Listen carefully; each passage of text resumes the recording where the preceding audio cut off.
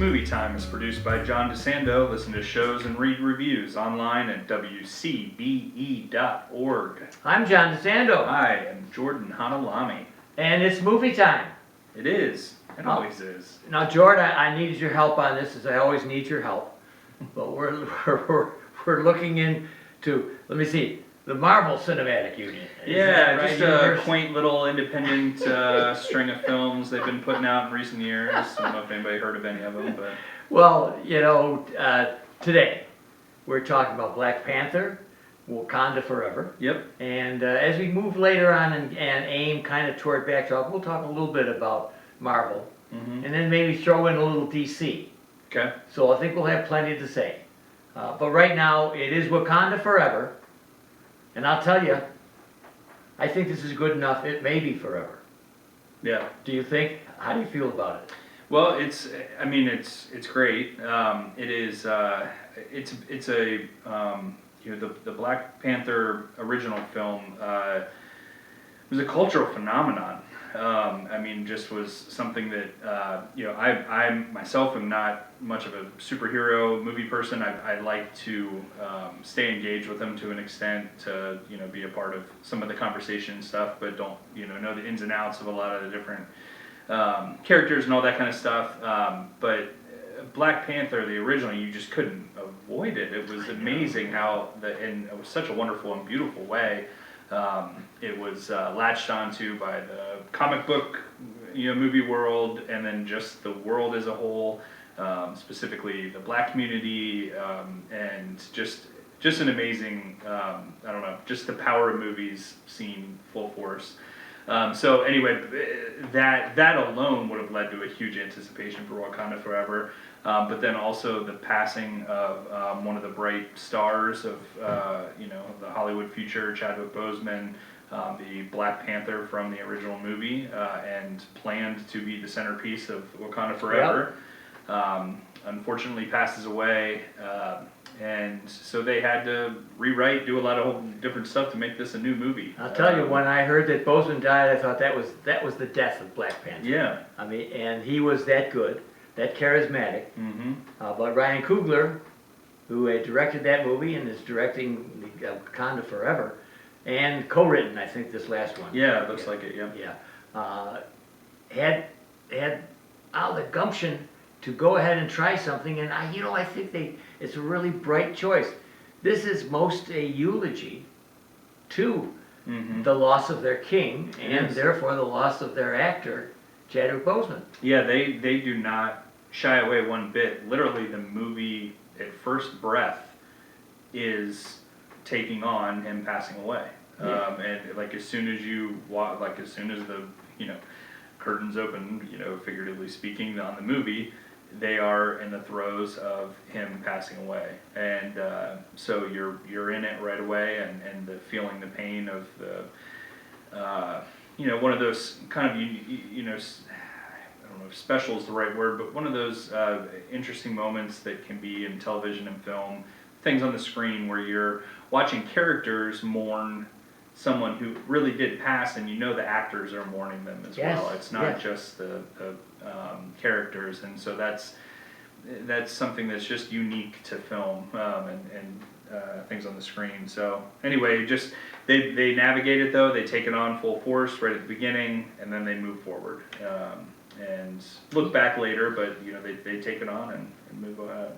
And as a side note, for a long time Hollywood just was reluctant to have a mostly black cast.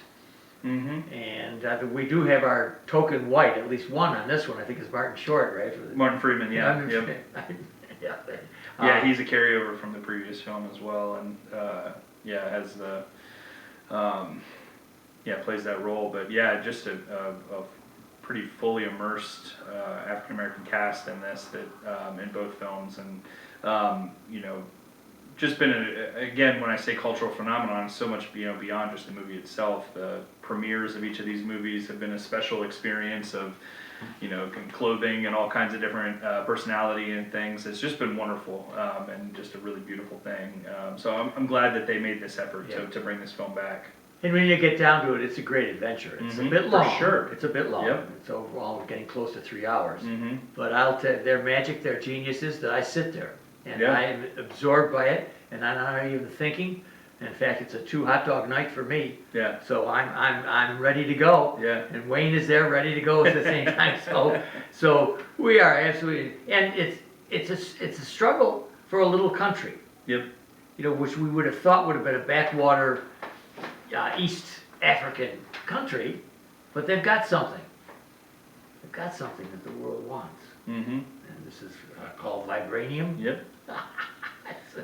Yeah, and and like you said, it is, you know, we're obviously highlighting some of the more dramatic elements of the film with Chadwick Sure. passing away and some stuff like that. But like you said, it's an adventure. I mean, you know, this movie, both movies, and especially Wakanda, you know, bringing in this Numar. Oh, I you are screwed that up, right. Thank you. Yes, yes. Which not being a is it Namor? Namor, right? Yeah, Namor, right. Which, not being a comic book person in general, I was surprised and kind of excited to learn was one of the original 3 Marvel characters. He is like an OG of the Marvel universe, so kind of a bigger deal than I realized, but a really tremendous presence in this movie. Right. He is really great. So he's the more or less the king of a water world. Yeah, Atlantis type of. Yeah. Maybe Atlantis. I don't know if it is Atlantis or but that kind of Yeah. underwater. Essentially, Wakanda, similar to Wakanda, but just It's under the sea. underwater. Yeah. And I'm reminded that we have Avatar 2 coming up. I was thinking about it throughout the movie. I mean, it was like really. Because, I mean, it's literally blue people underwater, you know, like, I mean, it's, that's... So I'll bet they pulled away a little bit knowing that was coming. Yeah, I wondered about that kind of relationship to it for sure, knowing how big this movie was going to be, and then obviously how big Avatar. I mean, you can't help but think about the two movies together if you're interested in either of them, so... But I agree with you, Namor, who was played by Tenoch Huerta, a big Mexican star actor, is one of the only prominent males in this movie. Yeah.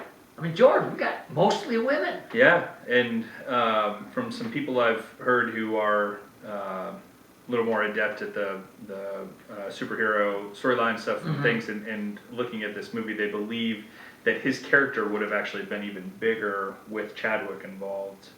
But they ended up diverting and kind of adding some of these other characters, especially, you know, giving more time to some of these female characters and their rise to prominence within the Wakanda family. And But not the least of whom is Angela Bassett, yes, playing Ramonda, the Queen. Yeah, she's awesome. I heard some people talking about possible Oscar nomination for her. She has that moment in there. Like, there's a moment with her that is like, it just rips right off the screen. Like, she's a force. And Letitia Wright playing Shuri. Yeah. And she seems to me to be taking over somewhat from her brother. Yeah. And she's an interesting character with it. It's a nice, you know, it's nice to see her become empowered throughout the movie and stuff. She's still not quite the presence you would expect for the main hero, you know, Black Panther, but still works. And I think Lupita Nyong'o, a personal favorite of mine, is I think a really nice balance to her character and adds a little of some of that kind of confident hero that you would like on the fringes. So and I think does she play the scientific one? Which one is that? Is it Letitia or Lupita? Lupita's like was Chadwick's like girlfriend, or well, I don't know if they were married or his significant other from the first film, and then his sister is the one that seems to be more into the science aspect of things and trying to figure things out scientifically before just going ahead and becoming the Black Panther.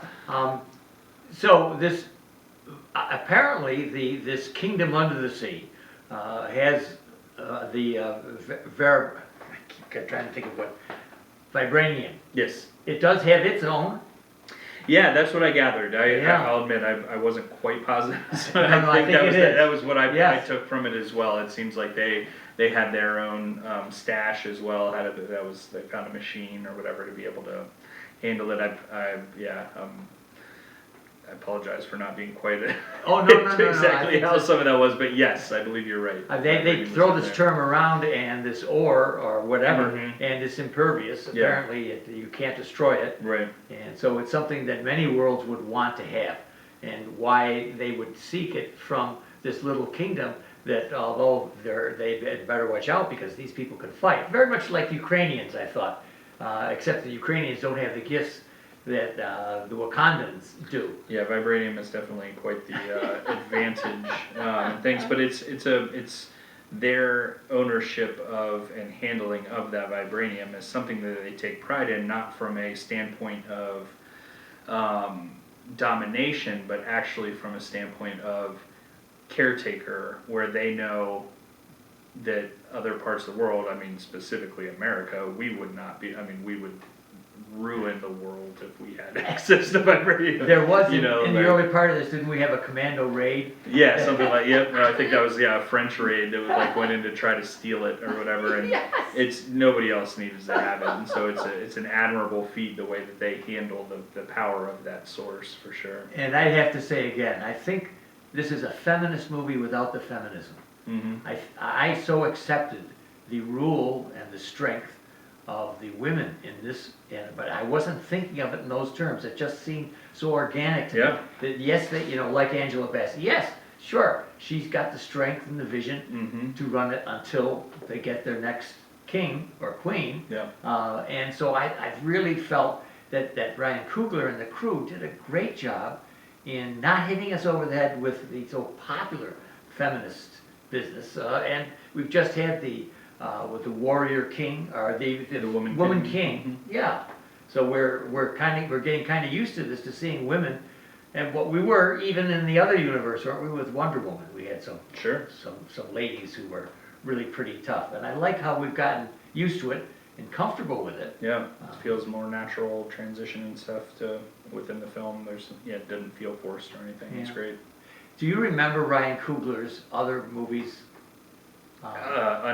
He is one of the greats right now. It's pretty impressive. Fruitvale Station was his breakout, and one of the more powerful like theater experiences I've had. All right, hold it right there. Yeah, George. for sure. George, hold it. We're going to pick it up, and we're going to. We have to close out, but we do have the relief package here for our friends. We do have Back Talk. Yep. Which is our podcast. Come check it out. Yeah, you have to go to WCBE. We have more to talk about. And then we have the podcast experience. Yeah. So our current listeners are out of luck until they tap into that and they can hear us extend this. And then it's all the luck. George, what do you recommend on this movie? Oh, see it on a big screen for sure. Yeah. It's a visual delight and a powerful experience.